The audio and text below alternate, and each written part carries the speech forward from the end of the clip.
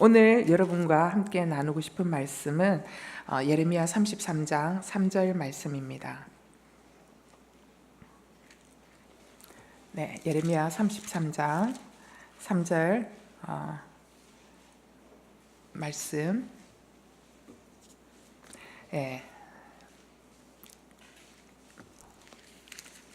다 같이 읽겠습니다. 찾으셨나요? 네, 다 같이 읽겠습니다. 시작. 내게 부르짖으라. 그러면 내가 내게 대답하겠고 내가 알지 못하는 크고 비밀스러운 일들을 내게 알려줄 것이다. 아멘. 네. 기도의 다양한 종류에 대해서 말씀을 드립니다. 지난 시간에는 침묵 기도에 대해서 말씀을 드렸고요. 이번 주는 통성 기도, 부르짖는 기도에 대해서 말씀을 드리고자 합니다. 제가 이제 이 기도의 종류에 대해서 분류해서 기도를 하는 이유는 좀 상세하게 좀 정리를 해주고 싶어서 하는데, 한 가지 이런 기도의 종류를 분류해서 하면서 제 마음에 조금 이게 잘하고 있는 건지 어떤 건지 모르겠다라는 생각이 드는 이유는 뭐냐면, 사실은 기도는 분류가 되지 않는 거거든요. 제가 이제 설명하기 위해서 분류하는 것이지, 여러분, 기도는 우리가 사람들이 분류시켜 놓은 것이지 하나님은 분류시켜 놓으시지 않으셨어요. 기도는 부르짖는 기도부터 깊은 침묵까지 기도는 모두가 한 세트입니다.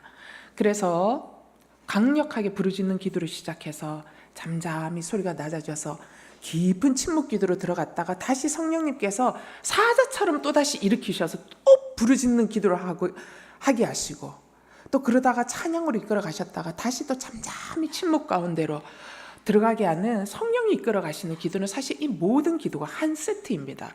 그렇기 때문에 여러분이 기도에 대해서 호불호를 갖지 않게 되기를 바라고, 성경이 말하는 기도는 이 모든 것들을 총칭하여 말하고 있기 때문에, 다만 여러분들에게는 제가 좀 더 상세하게 설명하기 위해서 한 가지씩 한 가지씩 말씀드리고 있다는 것을 꼭 기억하시면서 말씀을 들으시면 좋겠습니다. 저는 오늘 통성 기도에 대해서 말씀을 나누고 싶습니다.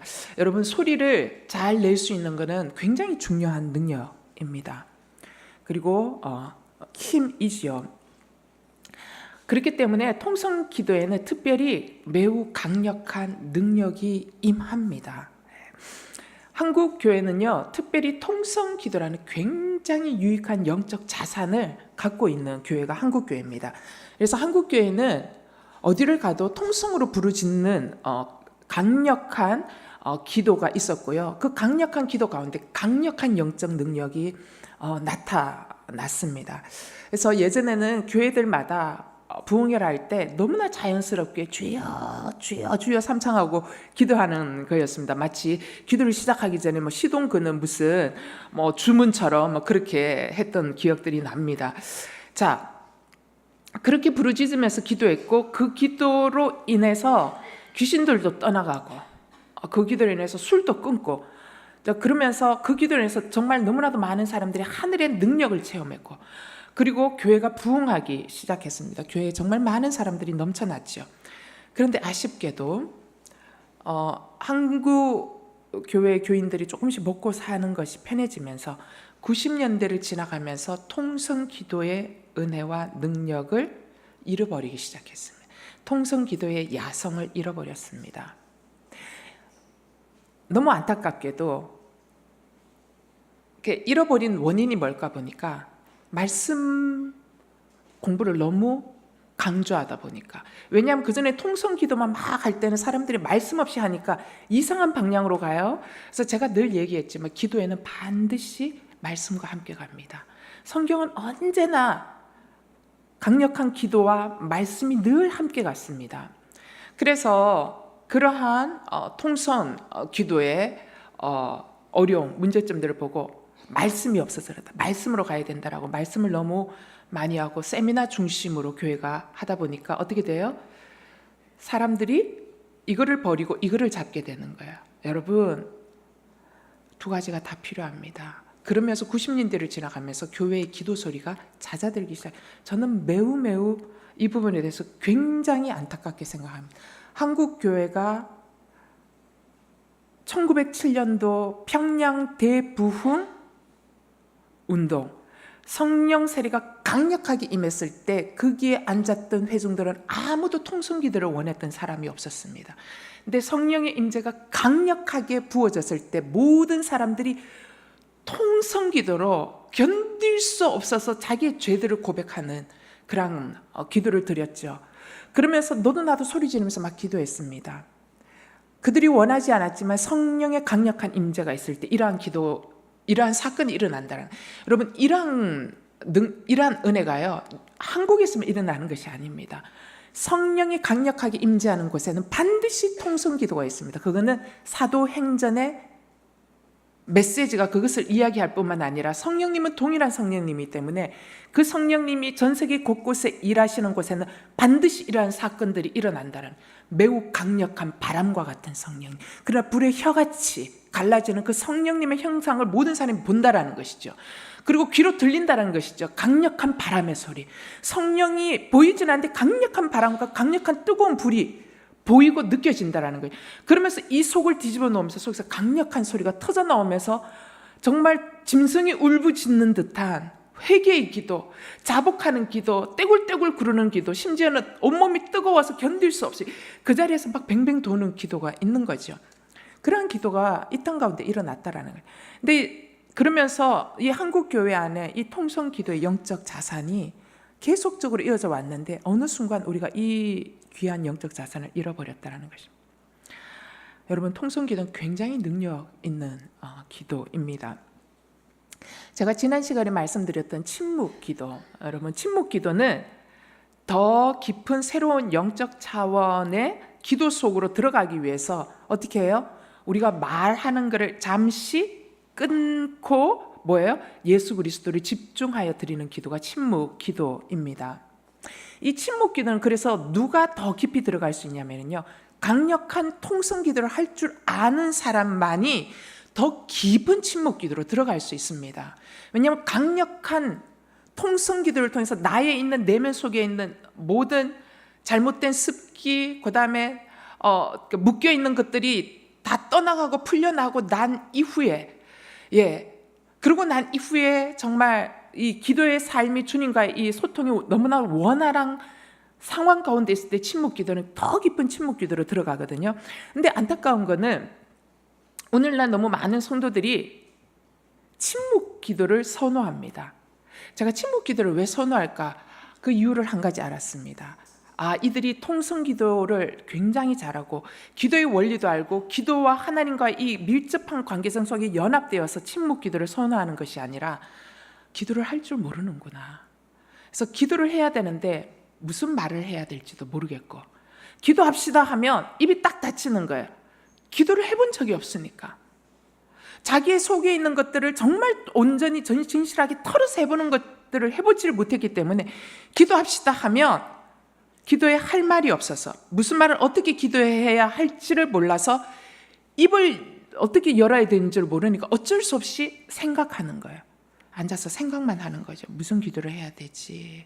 그러다 보니까 겉으로 드러나는 게 자연스럽게 침묵 기도, 묵상 기도 하는 것처럼 느껴진다는 것입니다.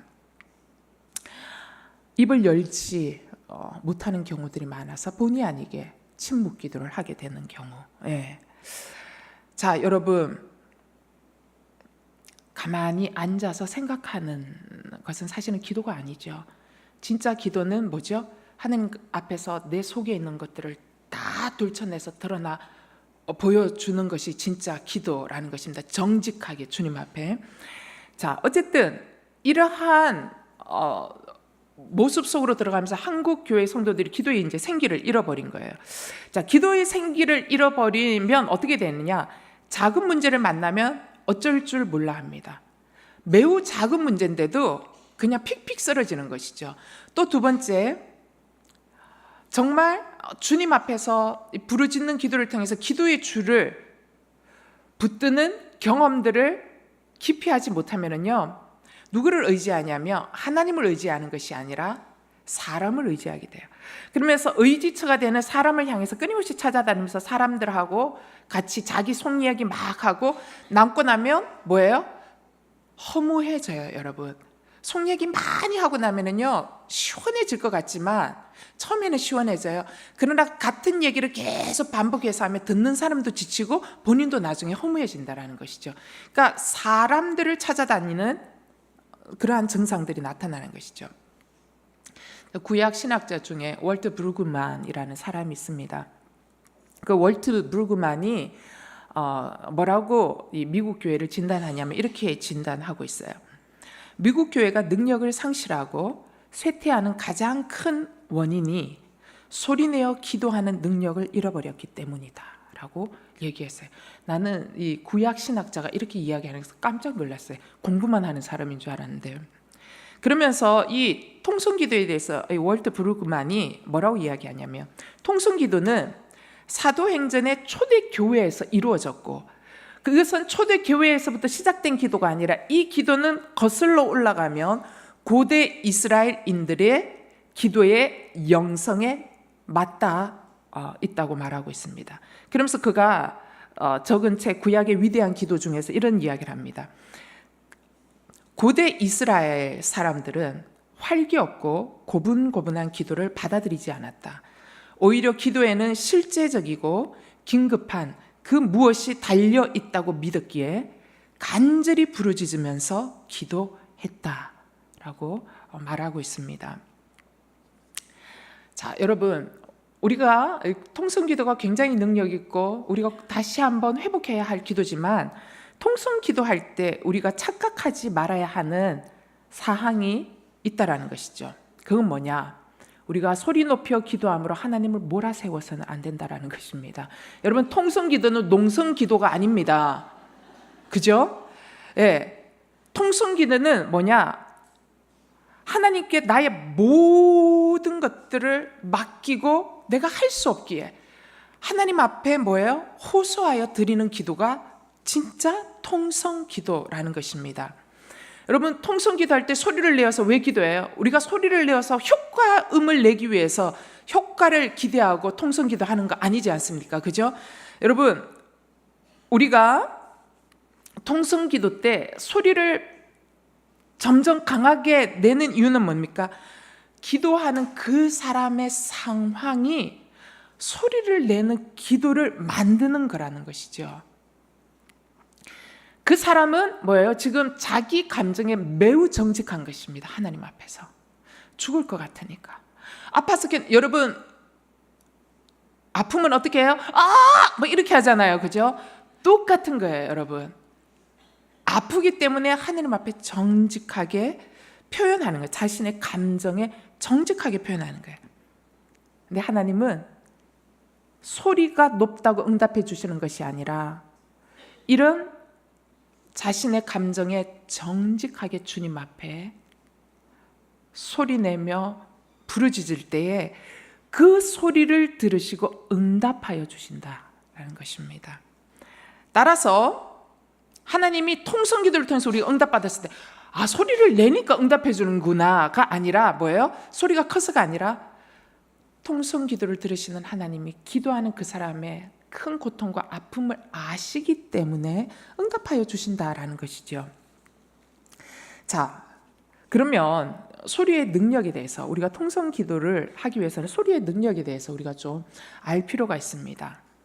여러분, 사람들이 특별히 오늘날 많은 현대인이 갖고 있는 착각 중에 하나가 소리 자체에 대한 부정적인 인식을 갖고 있어요.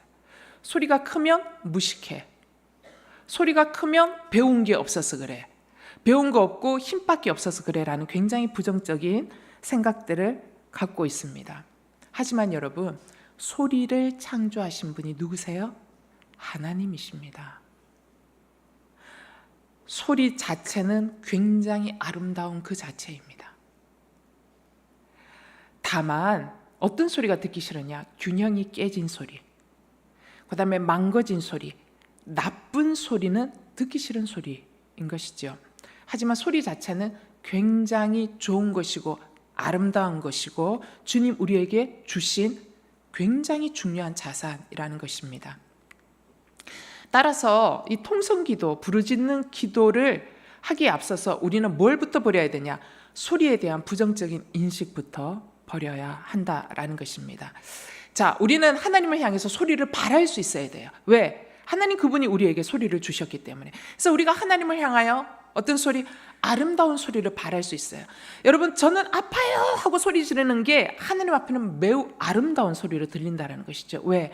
우리에게 감정을 주신 분이 우리가 그 감정에 정직하게 하나님 앞에 반응하기 때문이라는 것입니다.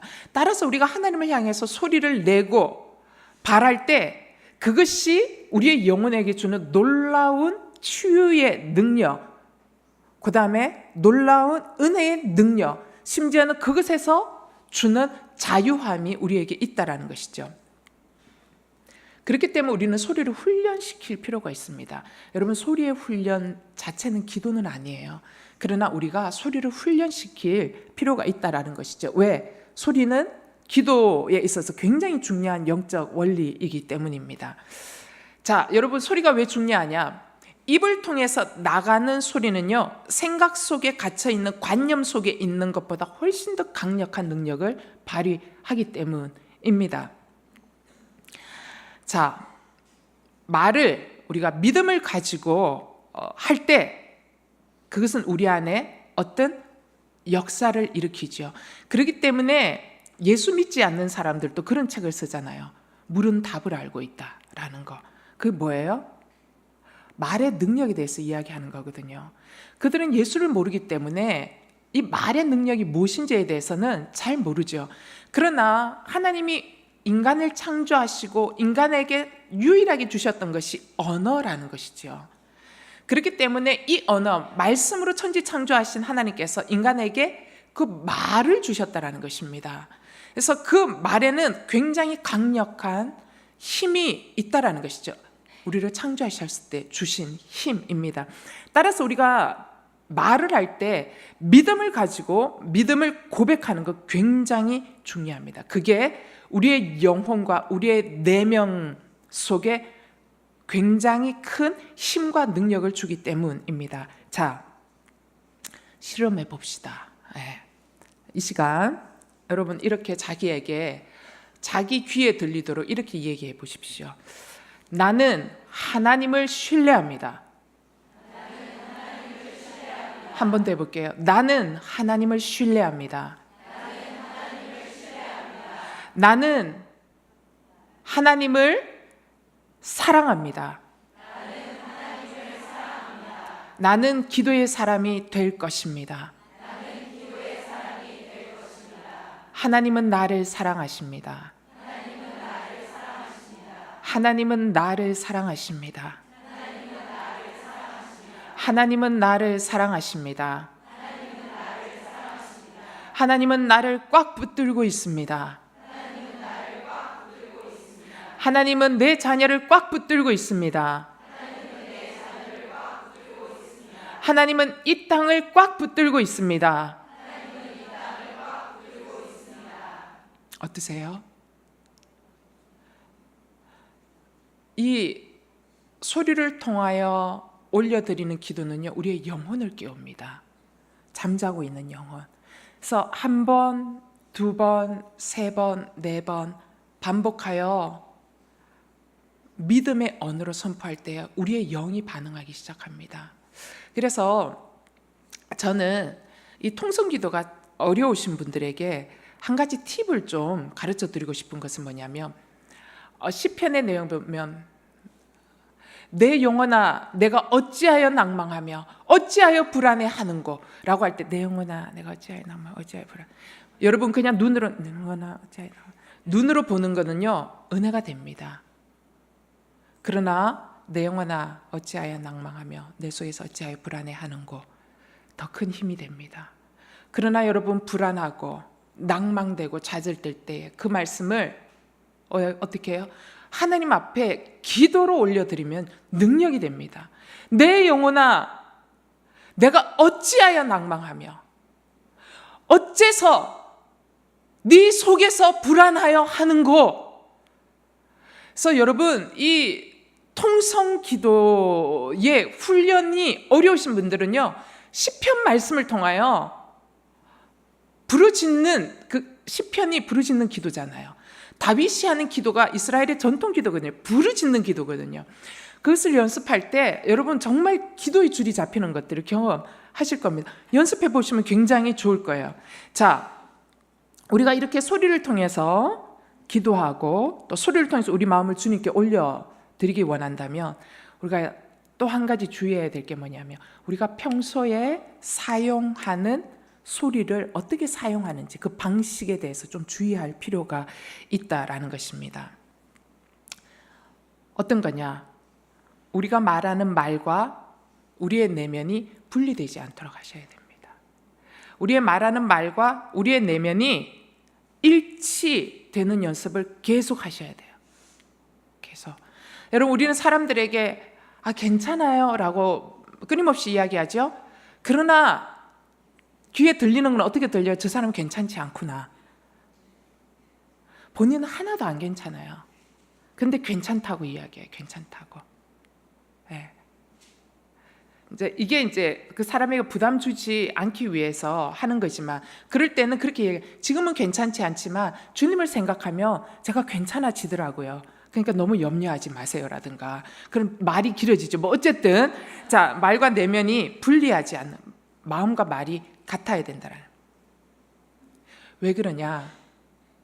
우리의 기도의 대상이 되시는 하나님이 이중적인 분이 아니기 때문에 그렇습니다. 그래서 그분은 굉장히 진실되신 분이세요. 그분의 언어는 이중성이 하나도 없습니다. 그렇기 때문에 그분에게 우리가 기도하는 사람은 반드시 우리의 말과 내면이 어떻게 해요? 일치되어져야 한다라는 것이죠. 그래서 예수님께서 이 땅에 오셨을 때에 바리새인들을 향해서는 이루 말로도 할 수 없는 혼을 내셨어요. 그죠? 맞죠? 예. 그 사람들에서는 막 독사의 자식들아 막 이렇게 이야기하고 회칠한 무덤 같으니 속에는 밑에는 온갖 더러운 썩은 뼈들로 같으면서 겉만 하얗게 회칠한 무덤 같다 막 이러면서 막 사람 거기 앞에 대고 막 그렇게 말씀하셨다라는 것이죠. 그런데 예수님은 누구는 수용하셨어요?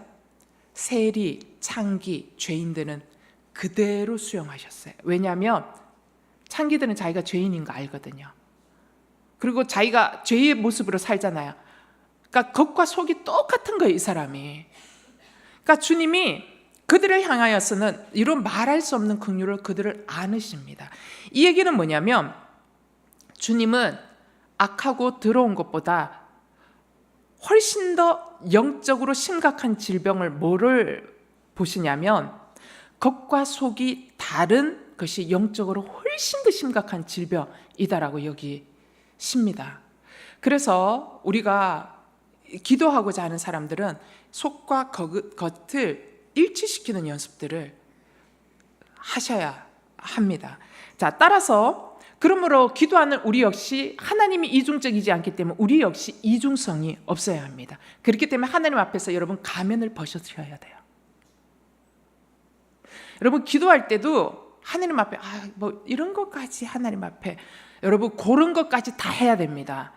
하나님 앞에는 철저하게 가면을 벗으셔야 한다는 거예요. 하나님 앞에 가면 쓰면 안 됩니다. 사람 앞에서도 가면 쓰면 안 되지만 하나님 앞에 가서는 철저하게 가면을 벗으셔야 합니다. 그래서 내 마음 안에는 내가 하고 싶은 게 있어요. 내가 되고 싶은 게 있어요. 하나님 저 이거 되고 싶어요. 막 하면서 정직하게 부르짖어야 돼요. 정직하게 가면을 벗고 부르짖으면 하나님이 내 기도를 인도해 가시면서 때로는 그 기도를 응답해 주시기도 하고 때로는 그 기도 가운데 기도를 바꾸어 주세요. 그래서 사람들 중에 제일 안 좋은 증상이 뭔 줄 아세요? 내가 하나님이 뜻하시는 기도를 내가 드리지 못하는 사람이기 때문에 난 차라리 그냥 기도 안 하겠다 라고 하는 것이 가장 위험한 사람이라는 것입니다. 자, 어쨌든 하나님이 이중적이지 않기 때문에 하나님 앞에서 이중성을 버리고 가면을 버리고 정말 정직하게 기도하면 그 기도는 어떻게 되냐? 강력해집니다. 여러분 그 기도는 깊어집니다. 그 기도는 주님과의 교제 속으로 몰입하여 들어갑니다. 여러분, 예수님의 겟세마네의 동산의 기도를 기억하십니까? 예수님이 얼마나 정직하게 기도하셨는 줄 아세요? 주님, 할 수만 있다면 이 잔 나 좀 안 마시면 안 될까요? 이거 좀 지나가게 해주세요. 정직하게 기도합니다. 그랬더니 정직하게 기도했을 때 그 기도가 어디까지 몰입돼요? 땀방울이 핏방울이 될 때까지 기도하는 강력한 기도의 몰입 속으로 들어가는 것이. 물론 이건 좀 또 다른 차원에서 설교할 수 있겠지만 굉장히 강력한 기도의 몰입 속으로 들어갔다라는 것입니다. 자, 이렇게 주님 앞에 가면을 쓰지 않고 정직하게 반응하는 이중성을 버리면은요, 우리의 기도는 강력해지고 우리의 기도는 주님과의 친밀한 속으로 점점 더 들어갈 뿐만 아니라 더 깊은 기도의 몰입의 세계로 들어가서 기도가 어려워지는 것이 아니라 기도를 끊는 것이 더 어려워지는, 기도하는 게 쉽고 기도를 끊는 게 점점 더 어려워지는 기도 속으로 들어가게 된다는 것이죠. 그러할 때 우리의 기도의 결과는 어디로 바뀌어요? 점점 더 주님 닮은 사람으로 바뀌어져 가는 것이 우리의 삶 가운데 드러나기 시작합니다. 따라서 통성 기도를 하려고 하는 사람들은 반드시 정직해야 합니다. 하나님 앞에서 자신의 감정에 정직하십시오. 자, 그러면 통성 기도가 갖고 있는 단어적 의미는 뭐냐? 여러분, 통과하다라는 뜻이고요. 소리성자예요. 소리를 통과해내는 통성 기도, 소리를 통과하여 내는 기도라는 것입니다.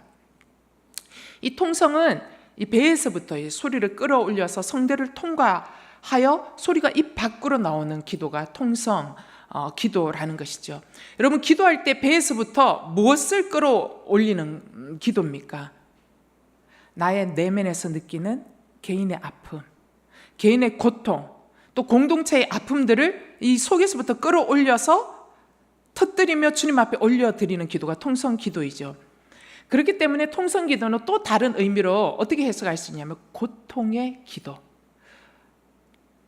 통증의 기도라고도 말할 수 있습니다. 나의 통증을 그대로 주님 앞에 올려드리는 기도이기 때문입니다.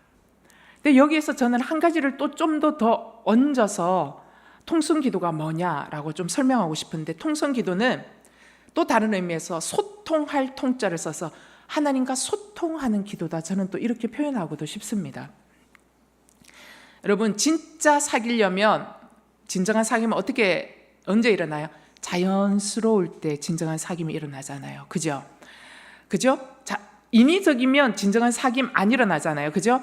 진정한 사귐은 감정에 정직해야 진정한 사귐이 일어나죠. 그리고 자신이 처해 있는 상황에 진실해야 진정한 사귐이 일어납니다. 우리가 친구 간에 예의를 지킬 필요는 있어요. 맞습니까? 그죠? 사귐에서 우리가 서로에 대해서 존중해야 하는 것은 참 필요한 덕목입니다. 그러나 이게 존중이 극단으로 치우치면 어떻게 돼요? 나도 모르는 사이에 가면을 쓰게 되죠. 그러면 진짜 사귐을 이루어내기가 어렵다라는 것입니다. 여러분, 우리가 인생 가운데 아픔을 느끼잖아요. 여러분, 자녀 양육에 아픔을 느끼십니까? 여러분, 가정의 문제로 인하여 아픔을 느끼십니까? 여러분, 경제적인 문제로 인하여 아픔을 느끼십니까? 관계의 문제로 인해서 너무 아픕니까? 여러분, 아픔을 느낄 때 신음하고 비명 지르는 거 굉장히 자연스럽고 필요한 거라는 것입니다. 이 고통을 통하여 내야지만이 길이 열린다는 것이죠. 이게 하나님과의 사귐에서 굉장히 중요한 요소입니다. 아픔을 느낄 때 아픔 그대로를 표현하고 하나님의 개입을 구하는 것은 피조물인 우리가 창조주이신 하나님 앞에 당연히 취해야 할 태도이고, 이러한 태도로 나아갈 때 주님과의 사귐이 점점 더 가까워지고 밀착되어 질 수 있습니다. 그렇기 때문에 여러분, 통성기도는 낮은 차원의 기도가 결코 아닙니다. 여러분, 통성기도를 낮은 차원의 기도라고 누군가가 얘기한다면 그거 성령의 음성 아닙니다. 여러분, 통성기도는 낮은 차원의 기도가 아니고, 통성기도는 광신자의 기도가 아닙니다. 통성기도는 고대 이스라엘부터 우리의 신앙의 선조들이, 신앙의 선배들이 늘 해왔던 굉장히 고귀한 기도의 전통입니다. 놓치지 마십시오. 붙드셔야 합니다, 여러분. 자, 그러면 통성 기도에도 두 가지가 있습니다. 여러분, 제가 너무 많은 내용을 이야기하나요? 잘 따라오고 계시나요? 예, 그러면 많은 내용 하면 손을 좀 들어서 표시해 주시면 바로 건너뛰도록 하겠습니다. 여러분, 통성 기도는 말로 하는 기도가 있고요, 말로 하지 않는 부르짖는 기도가 있어요. 그러니까 저는 부르짖는 기도를 그냥 총칭으로 통성이라고 얘기했어요. 왜냐하면 말로 주님 이렇게 하여 주시고 저렇게 하여 주시고, 내가 오늘 앞에서 인도할 때 통성 기도 했잖아요. 이거 통성 기도거든요. 그러면서 부르짖으면서 기도하잖아요. 그렇게 말로 하는 부르짖음의 기도가 있고, 말이 언어가 없는 부르짖음의 기도가 있다는, 이 모든 것들이 통성 기도입니다. 자, 말로 하는 부르짖는 통성 기도는 뭐냐면 그야말로 소리를 내서 하나님 앞에 기도하는 거예요. 자신의 기도 제목을 올려드리는 거예요. 하나님, 이거는 이렇고요, 저거는 저렇고요, 어찌하면 좋아요, 제가 너무 힘들어요, 견딜 수가 없어요, 도와주세요라고 정말 주님 앞에 간절히 기도하는 거예요. 통성 기도라고 할 수 있죠. 두 번째 통성 기도, 굉장히 강력한 기도는 뭐냐, 내 생각과 소원을 굳이 말로 표현하지 않아도 하나님 앞에서 말을 토하여 낼 수 있는 기도가 있는데, 이게 이제 부르짖는 기도예요. 자, 생각을 우리가 이렇게 저렇게 말로 표현할 수 있잖아요. 그런데 이 통성 기도는요, 생각을 이렇게 저렇게 말로 표현해내는 게 아니라 그냥 내 속에서 으악 하고 나오는 소리가 통성 기도라는 것입니다. 근데 육체적인 기도 들으면은요, 저 사람이 뭘 기도하는지 하나도 안 들려요. 그런데 여러분, 영적인 귀로 들으면 그 사람은 주님 앞에서 이렇게만 해요. 근데 영적인 귀로 들으면요, 그 사람의 기도의 내용이 뭔지가 들려요. 이게 통성 기도입니다. 말로 표현하지 않는데 수많은 내용이 포함되어져 있는 기도, 이거 부르짖는 기도라는 것이죠. 이 기도 속에서 나를 털어내어야, 그 다음에 내가 말로 하는 기도가요, 생각 속에 머물러 있는 기도가 아니라 여기서 나오는 기도가 되어질 수 있어요. 내용은 없지만 분명한 내용이 있는 기도, 이게 두 번째 통성 기도입니다. 성경이 말하는, 오늘 여러분 읽었던 너는 내게 부르짖으라 라고 이야기할 때 이 기도의 메시지는 똑같습니다. 언어로 부르짖는 것을 명하기도 하고, 또 하나는 뭐예요? 언어가 아닌 소리로 부르짖어 기도하라는 의미, 두 가지가 다 있는 거예요. 여러분, 밤새도록 미친 사람처럼 주여 주여 주여 기도해 본 적 있으세요?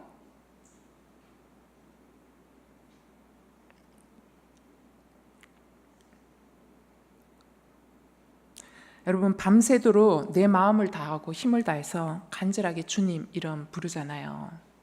아니요, 이곳에서도 아무도 없을 때 주여 주여 주여 부르면요, 간절하게 주님을 바라고 부르면은요, 10번만 주여 해보세요. 여러분, 이 속에서 뜨거운 것이 올라옵니다. 뜨거운 것이 올라오면서 눈물이 쏟아지기 시작해요. 눈물이 막 터져 나오면서 주여 하고 부르는데 눈물이 막 쏟아지는 거예요. 부를 때마다 주님의 이름을 부르지만 뭐예요? 주여만, 밤새도록 주여만 100번 하는 거예요. 산기도를 가서 이렇게 앉아가지고 이렇게 들어보면은요, 주여 하는 사람이 있고 주여 하는 사람이 있고 주여 하는 사람이 다 달라요. 그냥 앉아서 이렇게 들어보면 알게 돼요. 아, 더 기도해야 되겠구나. 아, 저 사람이 뭘 기도하는 거구나. 이런 거 있잖아요. 주님 이름만 100번 부르는데 내 내면 안에는, 나는 입으로는 주여만 불렀어요. 근데 여러분, 10번 하면 눈물 터져 나와요. 주여 주여 부를 때마다요, 새로워지는 게 느껴져요. 내 안에서. 내 안에 움츠려들었던 거, 내 안에 긴장했던 거, 내 안에 서러웠던 거, 내 안에 힘들었던 거, 내 안에 문제들, 주여 할 때 이게 다 뿜어져 나오는 거예요. 그러면서 눈물이 막 쏟아지는 거예요. 눈물이 막 쏟아지면서 주여를 한 30분, 40분 지나가고 나면 나는 주여만 했는데 여기 안에는 영이, 내 안에 있는 영이 기도하는 거죠. 근데 나는 주여를 하는데 주여 하고 하는데 기도가 여기서 막 도는 거예요. 기도가 도는데 뭐라고 도냐면 난 너무 힘들어요. 난 그때 그게 최선인 줄 알았어요. 근데 지금 생각해보니까 그게 내 욕심이었다는 게 이제야 깨달아지네요. 근데 주님 아시잖아요. 제가 그러려고 했던 의도는 아니고 잘 돼 보려고 했던 의도였던 거 아시는 주여 그 한마디에 이게 기도가 내 내면의 기도가 여기서 엄청난 기도가 이렇게 해서 주님 앞에 올려져 가는 것들을 알게 된다는 내 안에 말할 수 없는 기도가 내면 가운데 터져 나온다는 것입니다. 그러면서 주여 주여 하고 얘기하지만 그 안에 주님 내 기도를 들어주세요. 주님 저를 구원해 주세요. 주님 내가 주님을 바랍니다. 주님밖에 답이 없다라는 걸 압니다. 라는 이러한 내용들이 짧은 부르짖음 속에 다 포함되어져서 올려드려지는 기도. 여러분 우리가 인생을 살다 보면 다 정리되어져요? 여러분 기도할 때 다 정리되어져서 기도해요? 다 정리돼서 기도할 수 없는 것들이 90%입니다, 여러분. 그러니까 우리의 말로 표현하기조차 어려운 것들, 복잡한 기도의 내용들이 있는 거예요. 내 마음조차 내가 알 수도 없고 내 생각도 내가 정리가 안 되는 때에 무엇이 바른 것인지 무엇이 그른 것인지 여러분 분별할 수 있어요? 분별 안 돼요. 혼란스러워요. 이때 나 이 상황을 하나님 앞에 여러분 어떻게 말로 표현하실 수 있단 말입니까? 물론 하나님은 내가 말하지 않아도 다 아세요. 아시지만 주님은 나의 부르짖는 기도를 기다리세요. 누구를 위해서요? 나를 위해서요. 나를 위해서. 말로 설명할 수 없는데 이때 필요한 기도가 뭐냐? 통성 기도라는 것입니다. 말로 표현하지 않아도 괜찮아요. 주님 앞에 가면 쓰지 마세요. 고통스러운 그대로 주님 이름 부르세요. 저는 너무 정리정돈이 안 돼 너무 헷갈렸던 때가 있어요. 그래가지고 예전에 다니던 교회에서 기도하면 부부 사이에 문제가 있나 저 가정이 그럴까봐 제가 오늘의 교회에 와서 조용히 기도할 때가 있었어요. 그래서 오늘이 서빙고 본당에서 이제 막 기도할 때 진짜 너무 혼란스러우니까 뭘 기도해야 될지 모르니까 정말 그때는 주여도 안 나오고 앉자마자 막 울었어요. 제일 처음에는 이렇게 울다가 내 속에 계신 성령님이 이 복잡다단한 거를 터뜨리시는데 나중에는 이걸 목을 참을 수가 없이 엉엉 울었어요. 엉엉 울다 보니까 한 4시쯤 그때부터 울기 시작했는데 8시쯤 되니까 그때 심야 기도는 아니고요. 목요일 날 하는 무슨 기도회가 있었어요. 예배 시간에 찬양팀들이 나와서 연습하고 근데도 계속 기도가 멈춰지지 않으니까 이미 또 찬양팀이 와서 막 찬양하고 그리고 목사님이 올라오셔서 설교하고 그다음 기도회가 한 밤 10시까지 그렇게 했던 것 같아요. 멈출 수가 없었어. 근데 옷도 뒤집어서 닦고 이제 막 닦는데 계속 우니까 누군가가 이따만한 휴지 봉지를 하나를 던져놓고 무릎 위에 나중에 정신 차려보면 무릎 위에 있어서 그거 이제 막 했는데 근데 여러분 재밌는 거는 나는 아무 기도의 내용을 올려드린 거 없이 한 6시간을 정신없이 그렇게 울기만 했던 것 같아요. 울었는데 울고 주님의 임재 가운데 잠잠하게 있다가 일어나요. 정리가 되는 거예요. 정리가 돼요. 실타래가 풀리기 시작하는 거예요. 여러분 생각 속에 우리는 평소에 늘 생각을 사용해서 삽니다. 그러나 여러분 의식은 무의식보다 매우 미약한 부분입니다. 빙산의 일각입니다. 무의식 세계 속에 우리가 넣어둔 복잡다단한 많은 생각들이 있는 것이죠.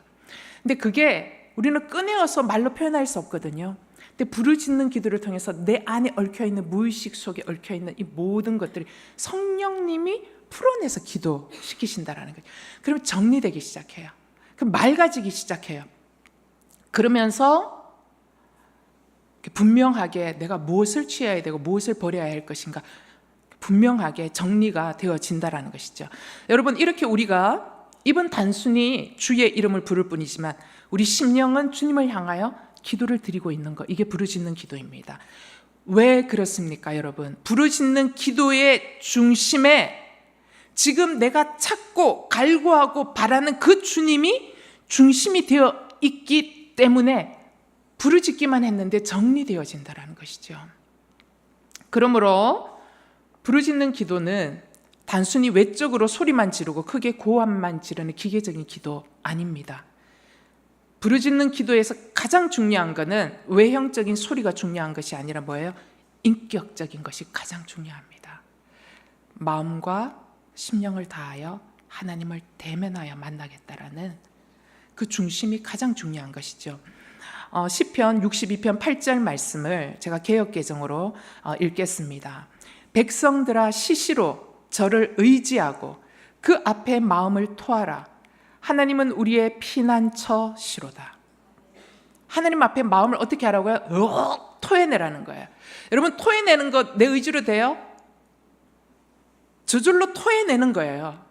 여러분, 주님 앞에 가면을 벗고 주님을 바라보면 우리의 영은 반드시 주님 앞에 반응하게 되어 있어요. 토해지게 되어 있는 것이죠. 부르짖는 기도는 주님 앞에서 마음과 심령을 토하여 내는 기도입니다. 마음 속에 있는 근심, 걱정, 두려움, 미움, 후회, 가시 모든 것 주님께 토하는 겁니다.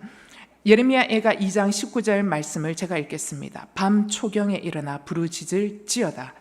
내 마음을 주의 얼굴 앞에 물 쏟듯 할지어다. 각 길머리에서 주려 혼미한 내 어린 자녀의 생명을 위하여 주를 향하여 손을 들지어다 하였도다. 여러분, 자녀들이 줄여가지고 죽어가는 모습을 볼 때 그때도 고상하게 기도하시겠습니까? 주님이 이야기합니다. 뭐예요? 얼굴 앞에 물 쏟듯이 기도해라 라고 말합니다. 주님은 부르짖어서 간절히 기도할 것을 명하시면서 주님의 얼굴 앞에 마음을 물 쏟듯 하라고 표현합니다. 이게 부르짖는 기도입니다. 예. 여러분, 마음속에 슬픔과 낙담, 두려움, 염려 이런 것들이 다 사라질 때까지 쏟아 부어 기도하는 것, 이렇게 기도할 때 주님이 여러분에게 은총을 베푸십니다. 주님이 여러분을 만지시기 시작합니다. 자, 그렇기 때문에 부르짖는 기도는요, 머리로 드리는 기도가 아니고 가슴으로 드리는 기도입니다. 가슴으로. 여러분, 기도는 마음의 전달입니다. 주님은 내 마음을 아시죠. 근데 토하여 내도록 하시는 이유는 뭐예요? 이거를 막 토하여 내므로 내 안에 담궈 두었던 두려움, 염려, 분노 이것들을 쏟아내므로 나를 정결케 하셔서 온전케 하시기 위해서 토하여 내도록 하신다라는 것이죠. 자, 창세기 21장 15절에서 19절 보면 하갈의 내용이 나옵니다. 제가 읽겠습니다. 가죽 부대의 물이 다 떨어지자 하갈은 아이를 덤불 아래 두고 화살이 날아갈 거리만큼 떨어진 곳에 가서 마주보고 주저앉았습니다. 그녀는 이 아이가 죽는 것을 차마 지켜볼 수가 없구나라고 말하며 아이를 마주보고 앉아 큰 소리로 울었습니다. 하나님께서 그 아이가 우는 소리를 들었습니다. 하나님의 천사가 하늘에서 하갈을 불러 말했습니다. 하갈아, 너에게 무슨 일이 있느냐? 하나님께서 저기 있는 아이의 소리를 들으셨으니 두려워하지 말라. 이제 일어나 가서 저 아이를 일으켜 그 손을 잡으라. 내가 그로 큰 나라를 이루게 하겠다. 하나님께서 하갈의 눈을 밝게 하시니 그녀가 샘 하나를 발견했습니다. 그녀가 가서 가죽 부대에 물을 채워 아이에게 마시게 했습니다. 여러분, 하갈이 기도한 내용 하나도 없습니다. 하갈은 어떻게 해요? 화살 쏠 만한 거리에 떨어져 가서 뭐만 했대요? 하나님 앞에서 마주보고 주저앉아서 엉엉 울었습니다. 엉엉 엄마가 우니까 어떻게 해요? 지금 거의 다 죽어가는 아이도 눈물 나죠. 아이도 같이 우는 거죠. 하나님 그 기도를 들으셨다라는 거예요. 기도한 내용 아무것도 없어요. 죽어가는 자식 바라보면서 운 거밖에 없습니다. 근데 하나님이 그 마음을 들으셨어요. 그리고 응답하셨어요. 여러분, 이게 부르짖는 기도의 능력이에요. 가장 강력한 기도는 정직하게 마음을 토하여 내는 기도가 가장 강력한 기도입니다. 여러분, 여기에는 훈련도 필요 없고 어떤 방법론도 필요 없습니다. 딱 한 가지, 주님 앞에 정직하자. 주님 앞에 가면 쓰지 말자. 주님 앞에 내 아픔 있는 그대로 드러내자. 이게 가장 강력한 기도입니다. 사무엘상 1장 10절 한나의 기도가 나옵니다. 한나는 마음이 너무나 괴로워 울고 또 울면서 여호와께 기도했습니다. 15절 한나가 대답했습니다. 네 주여, 그런 게 아닙니다. 저는 슬픔이 가득한 여자입니다. 저는 포도주와 독한 술을 마신 것이 아니라 여호와께 제 심정을 쏟아낸 것입니다. 여러분, 한나의 기도는요, 어떤 기도예요? 마음을 토하여 내는 기도입니다. 그래서 그 기도 응답받았습니다. 자, 한나가 간절하게 비통하게 기도하다가 갑자기 확신을 가지고 수색이 없이 그냥 집으로 가는 거예요. 여러분, 어떻게 이럴 수가 있을까? 그 중간에 보면 엘리 제사장이 축복합니다, 여인에게. 그랬을 때 한나가 그거를 기도의 응답으로 받습니다. 엘리 제사장이 축복했기 때문에 기도의 응답을 받을까요? 여러분, 엘리 제사장은 영적으로 굉장히 문제가 많은 제사장입니다. 한나의 간절한 기도를 술 취한 여자라고 분별하지 못할 정도로 영적으로 굉장히 뭐가 이렇게 가림막이 가려워진 리더였습니다. 그런데 그런 리더의 축복 기도에 한나가 응답으로 받고 수색 없이 돌아갔다는, 여러분, 엘리 제사장이 축복해서 그런 게 아닙니다. 여러분, 부르짖는 기도를 해보십시오. 이거는 어떻게 설명할 수가 없는데, 부르짖는 기도, 정직한 기도, 가면을 벗는 기도, 주님 앞에 마음을 토하여 내는 기도를 하면은요, 내 안에 있는 이 모든 것들이 빠져나가고 나면 주님 그분 한 분만이 명확하게 보입니다. 주님 그분 한 분이 굉장히 크게 보입니다. 그때 침묵 속으로 주님이 인도하십니다. 그러면 내 안에 해석이 됩니다. 내 문제에 대해서 내면 가운데 해석이 되고요. 때로는 그 속에 하나님이 말씀을 주십니다. 말씀이 기억나게 합니다. 그게 응답입니다. 그리고 때로는 이런 것 저런 거 없으면 주님이 얘기합니다. 내가 너를 사랑한다. 내가 너와 함께 하겠다. 얘기합니다. 그러나 때로는 이런 저런 것들이 아무것도 없는데 내 마음이 평안합니다. 주님이 말씀을 주시는 것도 아니고, 주님이 내 상황을 해석해 주시는 것도 아니고, 주님이 사랑한다, 함께 하겠다는 말씀 하나도 없는데 잠잠한 가운데 이런 말할 수 없는 고요함과 평안이 있는 거예요. 여러분, 이게 응답이에요. 근데 한나는 부르짖는 기도를 통해서 하나님이 나에게 자녀를 주시겠구나라는 믿음이 온 것 같아요. 그렇기 때문에 엘리 제사장의 그 축복 기도를 뭐예요? 아, 하나님이 확정하여 주시는구나, 2번. 그래서 그녀가 수색 없이 돌아간 거예요. 이게 부르짖는 기도하는 사람들에게 가르쳐주는 놀라운 기도의 원리이고, 놀라운 기도의 은혜이고, 기도할 수 있도록 만드시는 놀라운 재미라는 것이죠. 여러분, 마음을 토하여 쏟아내는 기도할 때 10년 가운데 묶였던 것들이 끊어지는 것을 느끼게 됩니다. 그러면서 이런 것들이 끊어져 나가면 마음에 후련함이 옵니다. 여러분, 후련함을 우습게 여기면 안 됩니다. 후련함은 어떤 엑스타시가 아닙니다. 여기서 말하는 후련함은 뭐냐면, 하나님 앞에 진정성 있는 기도를 드린 후에 오는 후련함은 뭐냐면 영적 시원함입니다. 나의 묶여있는 것, 나의 죄짐, 나의 욕심, 나의 분노, 나의 슬픔이 다 이 어깨 위에 올라왔던 게 떠나가고 나면 홀가분해지는, 깃털처럼 가벼워지는 영적 기쁨의 감정이 오는 것이죠. 평안이 오는 거예요. 그래서 여러분, 우리가 특별히 기도할 때 저는 여러분에게 부르짖는 기도로 먼저 시작하라라고 이야기하는 이유가 뭐냐면, 우리가 기도할 때 가장 어려운 게 분심입니다. 분심. 여러 가지 생각이 떠오르는 거죠.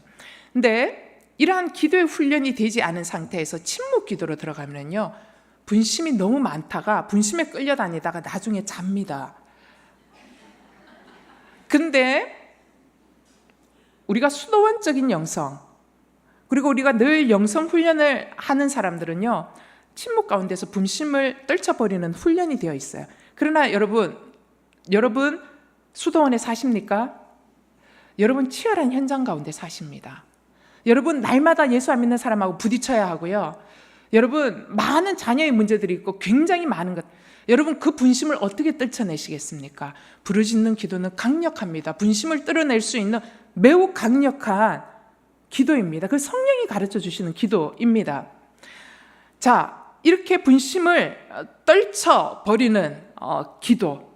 그래서 이 부르짖는 기도를 통해서 나중에 기도 가운데로 인도해 가시는 하나님 속에서 우리가 나중에 침묵 가운데로 들어가 주님을 충만하게 누리는, 이러한 기도로 인도해 가는 것이 바로 이 부르짖는 기도라는 것이죠. 제가 내용을 좀 막 건너뛰는 겁니다.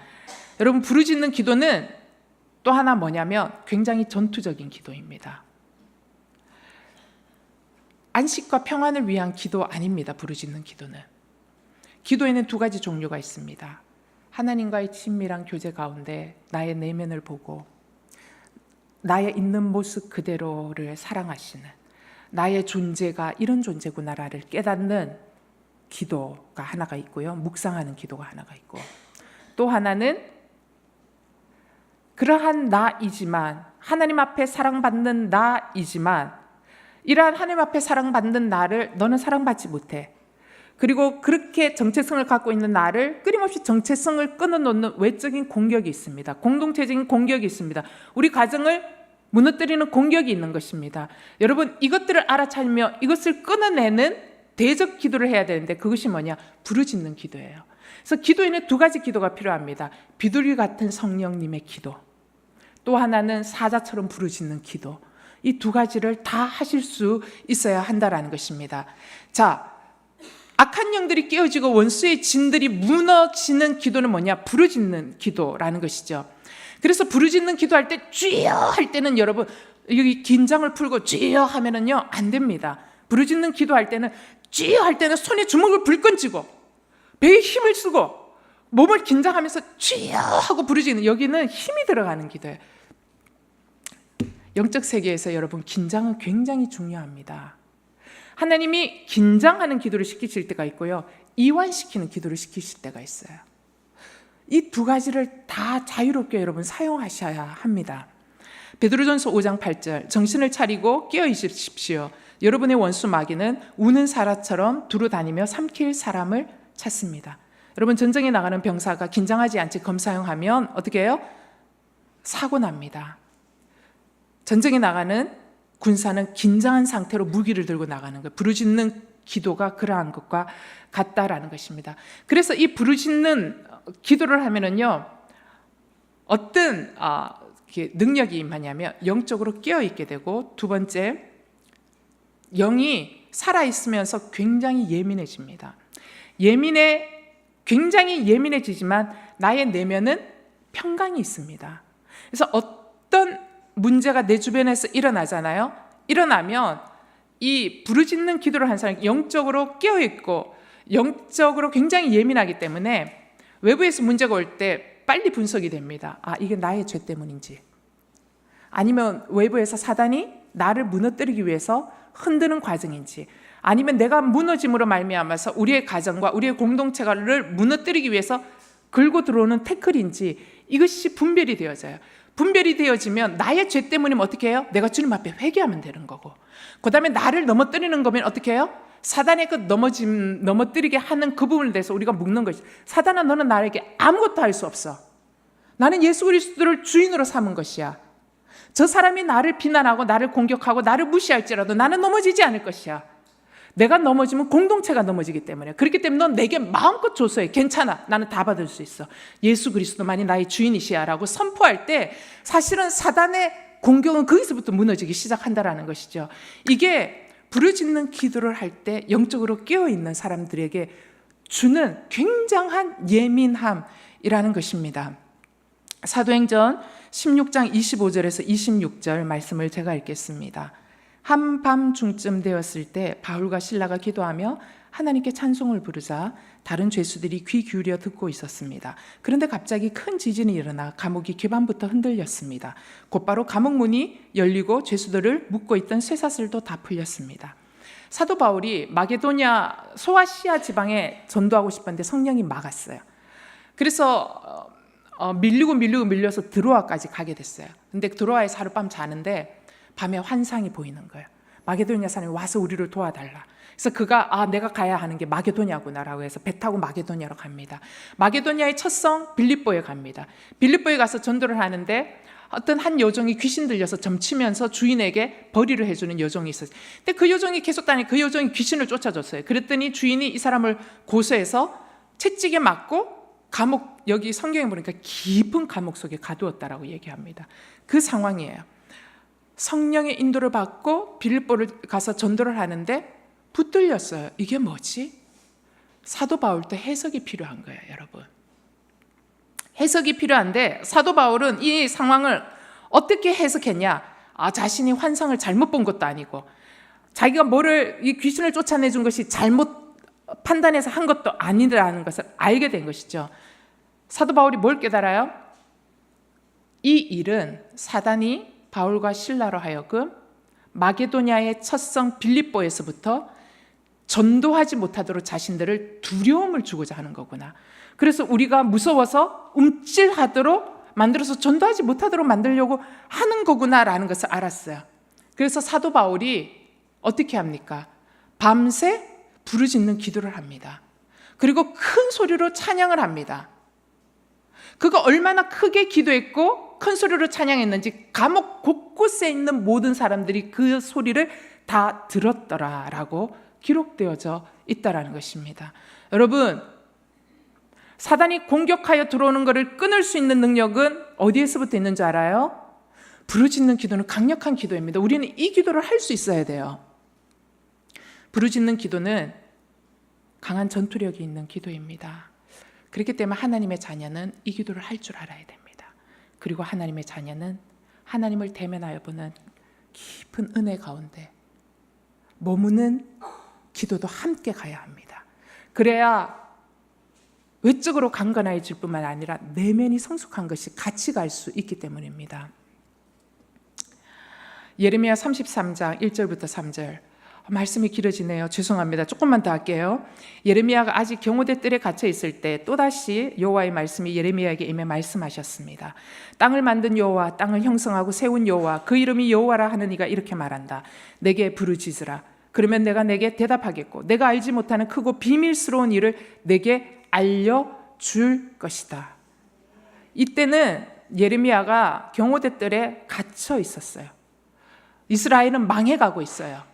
그런데 하나님은 뭐라고 얘기해요? 부르짖으라라고 얘기해요. 부르짖으면 어떻게 해요? 네가 알지 못하는 크고 비밀스러운 일을 내게 알려준다라는. 부르짖을 때 비밀스러운 일을 알려주겠고 비밀스러운 일이 일어나고 부르짖을 때 네가 알지 못하는 일들이 일어날 거야 라고 말씀하는 거예요.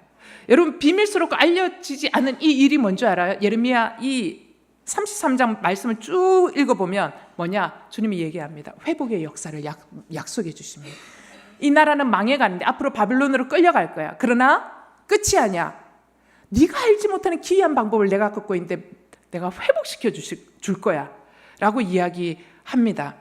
자, 영적인 회복입니다. 이스라엘 백성들의 영적인 회복. 여러분, 영적인 회복은 뭐예요? 지금 이스라엘 백성들 하나님과의 관계 다 끊어졌죠?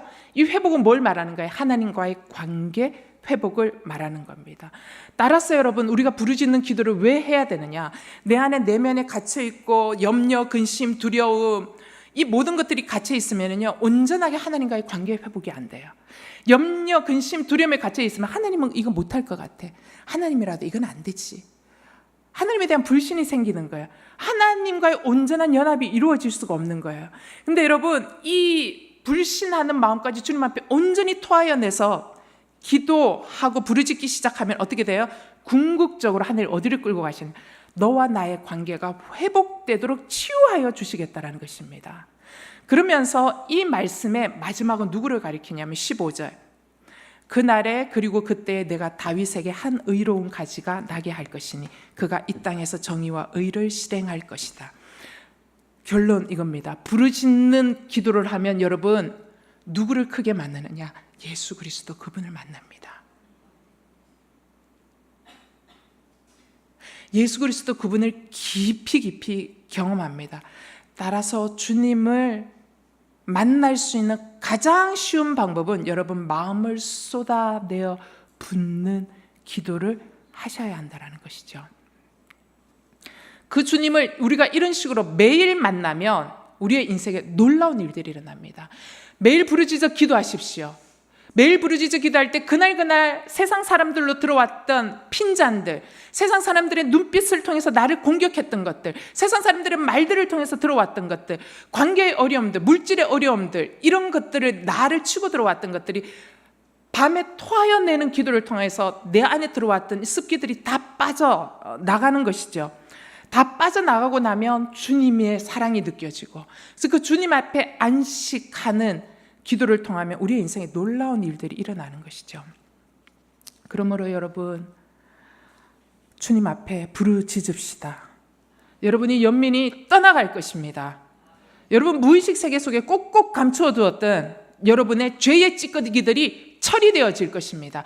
여러분은 모르지만 주님을 신뢰함으로 부르짖어 기도하면 성령 그분이 그걸 하신다라는 것이죠. 부르짖어 기도하면 내가 알지 못했던 비밀한 일들이 나의 깊은 심령 속에서 일어납니다. 토하여내는 기도를 통해서 여러분의 죄와 연민과 두려움과 슬픔을 토하여내시고 주님을 경험하시고, 그래야 주님이 여러분 인생의 왕이 되는 것들을 날마다 경험하며 나갈 수 있게 되기를 바랍니다. 옥승동 목사님이 쓴 한반도 대부흥 중에서라는 책에서 발췌한 내용을 함께 읽고 기도하겠습니다. 읽겠습니다. 시작. 평양을 동방의 예루살렘이라 불리게 했던